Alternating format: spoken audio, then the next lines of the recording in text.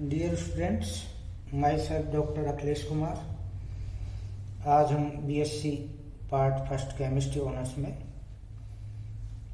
जो टॉपिक है precipitation method के जो स्टेप हैं, यानी अविक्षेपण विधि के जो स्टेप हैं उनको आगे समझना है कि किस तरह से आप उनको प्रेसिपिटेट करोगे। पहले हमने प्रेसिपिटेट को किस रूप में प्राप्त करते हैं इस पर डिस्कस किया था। जैसे अवयव बेरियम है और उस अवक्षेप बेरियम सल्फेट के रूप में होता है, और तोलते समय अवक्षेप का जो रूप होता है जो अपन उसको बेरियम सल्फेट के रूप में निकालते हैं।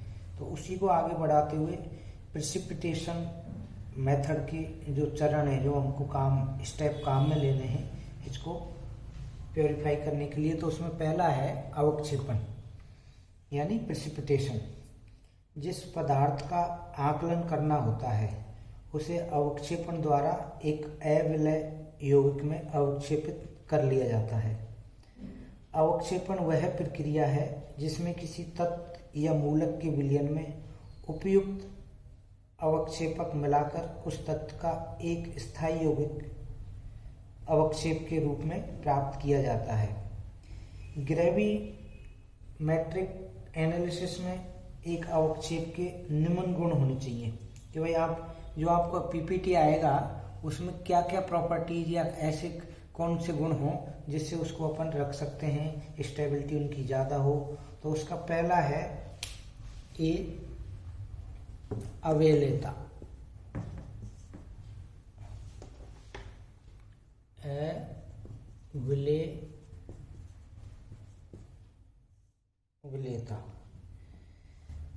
अविलेता यानी वो घुलना नहीं चाहिए।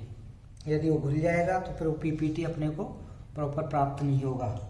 तो अवक्षेप बहुत ही कम घुलनशील होना चाहिए, अन्यथा लिए गए आयन का पूर्ण अवक्षेपण नहीं होगा। अतः अवक्षेप का अविलेता गुणनफल कम होना चाहिए। यानी आपने पहले प्रैक्टिकल पढ़ा है KSP, यानी उसको आप विलायक और विलय को जब बोलते हैं, जो आपके अवक्षेप प्राप्त होता है, तो उसमें जो उसका KSP है यानी विलेयता गुणनफल वो क्या होना चाहिए, कम होना चाहिए। दूसरा उसका पॉइंट क्या है, बी शुद्धता, प्योरिटी।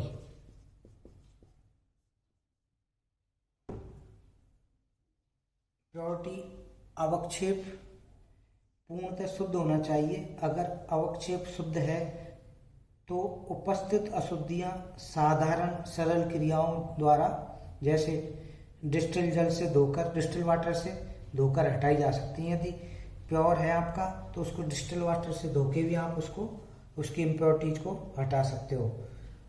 सी अगला जो है इसमें वो है फिल्ट्रेटेबिलिटी या निस्पंदनीय।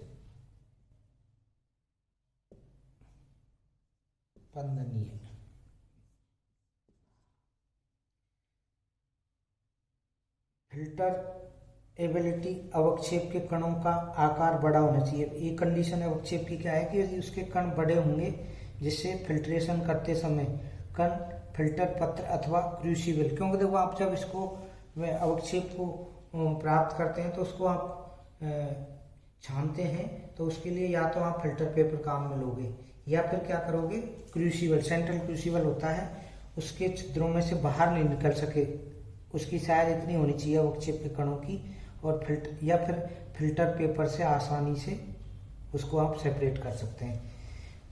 इसका डी और क्या प्रॉपर्टीज होनी चाहिए, इनके फिजिकल नेचर यानी भौतिक प्रकृति, फिजिकल नेचर। अवक्षेप की भौतिक प्रकृति इस प्रकार की होनी चाहिए कि विलयन से यह शीघ्रता पूर्वक पृथक किया जा सके और इसमें से विलय अशुद्धियां धोकर दूर की जा सके। कणों का आकार ऐसा होना चाहिए कि धोने की प्रक्रिया में कणों का आकार परिवर्तित, साइज भी होनी चाहिए कि धोते समय ऐसा नहीं कि उसमें और कण लगे हुए हैं और उसकी साइज घट जाए या फिर उसमें आपके सस्पेंशन हो जाए, वो बड़े साइज के हो जाए, तो इस तरह की प्रॉपर्टीज भी उसमें नहीं होनी चाहिए, आकार में परिवर्तन ना हो। अगला संगठन कंपोजिशन।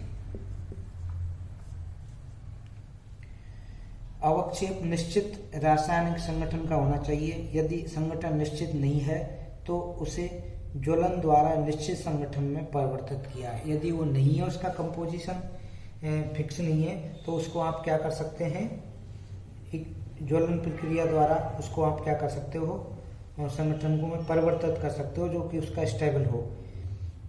एक और स्टेप है जिसका ध्यान रखना है, अवक्षेप तोलते समय वायुमंडल से क्रिया नहीं करनी चाहिए, यानी वो क्या हो, आर्द्रता ग्राही नहीं होना चाहिए, आर्द्रता हाइग्रोस्कोपिक, यानी वो वायुमंडल में से नमी को एब्जॉर्ब नहीं करे, इसलिए उसको तोलते समय किसी क्रिया नहीं करना चाहिए। तो ये सारी जो इसके प्रॉपर ये हैं, इनको अपने को ध्यान में रखेंगे तो आपके क्या होगा, पीपीटी है वो क्या होगा, अच्छा प्राप्त होगा, शुद्ध होगा अवक्षेपण में।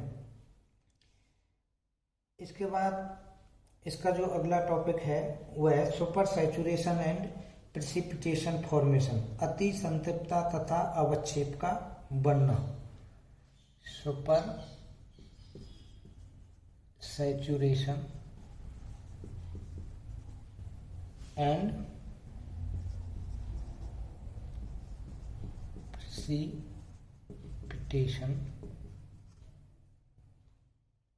Precipitate formation. Super saturation and precipitate formation, अति संतृप्तता तथा अवक्षेप का बनना। निश्चित ताप पर विलय के लिए दिए गए आयतन में साम्य अवस्था में विलय की घुली हुई मात्रा साम्य अवस्था विलेयता कहलाती है। अर्थात निश्चित दाब पर विलय के इकाई आयतन में विलय की घुली हुई मात्रा जब विलय और विलायक साम्य अवस्था में हों, संतृप्त विलयन यानी दोनों की इक्विलिब्रियम स्टेट में है, यानी विलय और विलायक ना उसको विलय की मात्रा कम है कि भाई और बोल सकता है और एक ना ही उसकी, तो ये दोनों स्थितियों में क्या होगा, संतृप्त विलयन कहलाएगा। यदि विलय पदार्थ इससे अधिक मात्रा में विलय हो तो प्राप्त विलयन अति संतृप्त विलयन कहलाएगा, सुपर सैचुरेशन। क्योंकि आप उसमें और विलय की मात्रा को ये एब्जॉर्ब कर सकता है, तो वो क्या होगा, अति संतृप्त विलयन। और ये अति संतृप्त विलयन वह विलयन कहलाता है जिसमें विलय की मात्रा साम्यावस्था विलेयता संतृप्त विलयन से अधिक घुली हो, यानी जो जरूरत है उससे भी क्या अधिक होगी उसमें, तो वो क्या हो जाएगा आपके अति संतृप्त। यानी अति संतृप्त विलयन वह विलयन कहलाता है जिसमें विलय की मात्रा साम्य अवस्था इक्विलिब्रियम स्टेट के विलेयता संतृप्त विलयन में अधिक घुली हुई हो। अति संतृप्तता की मात्रा को कम करने के लिए अपन क्या, यदि अति सुपर सैचुरेशन की स्टेट आ रही है तो उसको अपन को कम करने के लिए किन चीज़ों को ध्यान रखें जिससे अपना विलयन क्या हो, अति संतृप्त नहीं बने, तो पीपीटी में प्रॉब्लम नहीं आए, यानी अवक्षेप बनने में। तो पहला चीज तो क्या ध्यान रखनी है कि अवक्षेपक को धीरे धीरे मिलाना चाहिए, अर्थात अवक्षेपण की दर कम होनी चाहिए। स्लो करोगे आप स्लोली तो उससे आपके क्या होगा, ये प्रॉब्लम नहीं आएगी।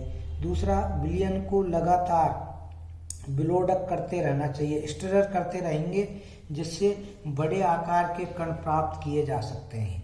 यदि आप लगातार उसको स्टिरर घुमाते रहेंगे उसके कांच के रॉड से, तो आपके क्या होगा, उसके कण बड़े प्राप्त होंगे। अतः अवक्षेपक की मात्रा ना तो अधिक होनी चाहिए ना ही कम होनी चाहिए। अवक्षेपक के अधिक से अति संतृप्तता बढ़ जाती है जिससे अवक्षेप का कुछ भाग विलय हो जाता है और अवक्षेप संदूषित हो जाता है। वान विमार ने अवक्षेप के कणों का आकार तथा अति संतृप्तता के मध्य एक संबंध स्थापित किया था, साइंटिस्ट वान बॉम ने, और वो क्या था, अविक्षेपण की दर, यानी अविक्षेपण की दर किसके प्रोपोर्शनल थी, Q - S/S। Rate of precipitation. R क्या है इसमें? रेट ऑफ प्रेसिपिटेशन है। क्यू ये तो आपके रेट ऑफ प्रेसिपिटेशन, और क्यू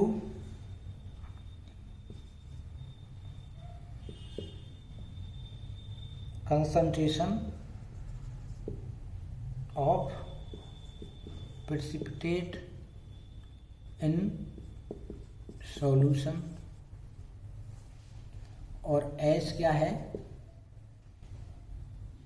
साम्यावस्था विलेयता, यानी साम्यावस्था में विलेयता, साम्यावस्था में विलेयता, इक्विलिब्रियम में सॉल्युबिलिटी। और Q माइनस एस जो आपने निकाल रखा है ये क्या है? Super saturation.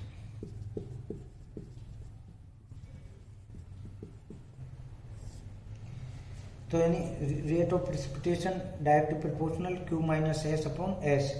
बड़े आकार के कण प्राप्त करने के लिए यह आवश्यक है कि Q minus S upon S का मान कम होना चाहिए।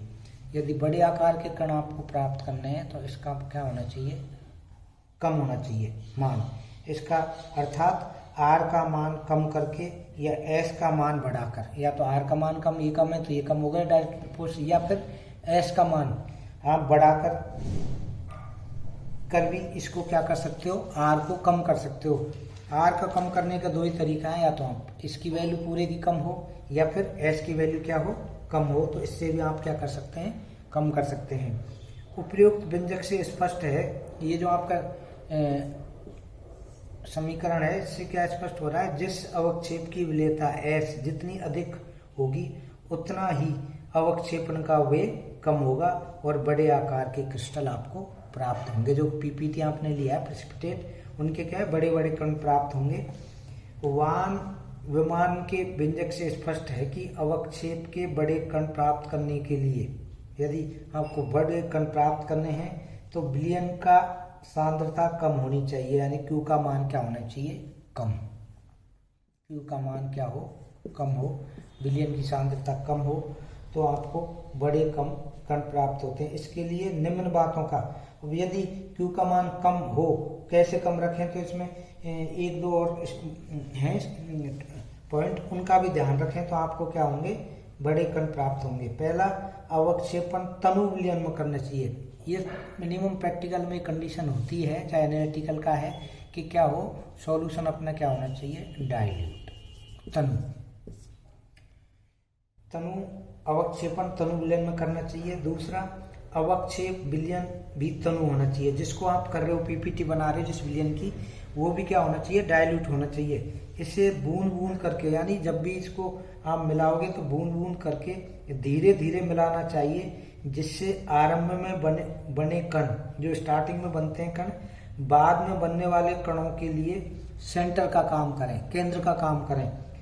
इसके विपरीत यदि मात्रा अवक्षेप की, यानी सारी अवक्षेप एक बार में मिला दें, यदि आपने क्या किया? बूंद बूंद ना करके एक साथ में उसको मिला दिया, तो इससे बहुत से केंद्र बन जाएंगे। उसमें आपके सॉल्यूशन में एक से अधिक सेंटर बन जाते हैं, जिससे क्रिस्टल अवक्षेप प्राप्त नहीं होगा। यदि आपको ड्रॉप बाय ड्रॉप करोगे, बहुत स्लो करोगे, तो उसमें क्या होंगे? एक केंद्र बनेगा, उसके ऊपर दूसरा हो जाएगा, तो उससे क्या होगा? आपके जो अवक्षेप होगा उनकी कणों की साइज बड़ी हो जाएगी। वरना आप उसको एक साथ डाल दोगे तो उसके एक से अधिक सेंटर बनेंगे, जिससे आपका क्रिस्टल है वो प्राप्त नहीं होगा। एक चीज और क्या ध्यान रखनी है इसमें, अवक्षेपक मिलाते समय कांच की छड़ से विलयन को लगातार हिलाना है, स्टर करना है। कांच की छड़ से हिलाने से छोटे छोटे कण एक दूसरे के संपर्क में आएंगे और उससे क्या होगा? संपर्क में आकर वे बड़े कणों का निर्माण करते हैं। फलस्वरूप अति समतलता कम हो जाएगी तथा अवक्षेप के कण दानेदार बनेंगे, और दानेदार बनेंगे तो उनकी साइज क्या होगी? बढ़ जाएगी। सेकंड, विलेयता साम्यावस्था का मान अधिक होना चाहिए। ये भी ध्यान रखना है कि विलेयता का मान अधिक होना चाहिए, यानी साम्यावस्था विलेयता का मान अधिक होगा, उससे भी आपको अवक्षेप अच्छा प्राप्त होगा। अवक्षेपण गर्म विलयन में करना चाहिए। जब भी आप एक चीज़ ये ध्यान रखोगे, लैब में भी आप जब पीपीटी बनाते हो किसी भी उसमें, आप ग्रेमेट्रिक के जो आपके प्रैक्टिकल होते हैं, तो उसमें क्या होगे, थोड़ा सा अवक्षेपण आपको जब गर्म होता है, हल्का सा गर्म होगा, उसको विलयन में करना चाहिए, क्योंकि उच्च ताप पर अवक्षेप की विलेयता बढ़ जाएगी, अर्थात अतिशीतलता का अंश कम हो जाएगा, जिसमें अवक्षेप क्रिस्टलीय होगा और उनके बड़े बड़े कण प्राप्त होंगे। यदि आपने थोड़ा सा सॉल्यूशन को क्या लिया है, वार्म लिया है, ना कि ठंडा, तो उससे भी आपके ये जो कण है ये क्या होंगे, अच्छे प्राप्त होते हैं। विलयन में कोई ऐसा अभिकर्मक मिला दिया जाए जिससे अवक्षेप की विलेयता बढ़ जाए, अर्थात S का मान बढ़ जाए, या फिर आप क्या करेंगे, इसका मान बढ़ाना है तो उसमें अपने को ऐसा कोई अभिकर्मक रिएजेंट मिला दें जिससे S का मान बढ़ जाएगा, तब भी आपके क्या होगा, आपके अवक्षेप अच्छा प्राप्त होता है। उदाहरण के तौर पे बेरियम का बेरियम सल्फेट के रूप में आकलन करते हैं ग्रामेट्रिक में, तो तनु HCl, यानी आप इस BaSO4 फॉर्म में इसको सेपरेट करते हो, तो इसमें क्या मिलाते हैं, डाइल्यूट HCl मिला देते हैं, जिससे बेरियम सल्फेट की विलेयता HCl में जल की अपेक्षा बहुत ज़्यादा हो जाती है, यानी 50 गुना तक बढ़ जाती है। तो इससे क्या होगा, आपके पीपीटी जो आएंगे, जो अवक्षेप आएगा, वो क्या होगा, अच्छी मात्रा में प्राप्त होता है।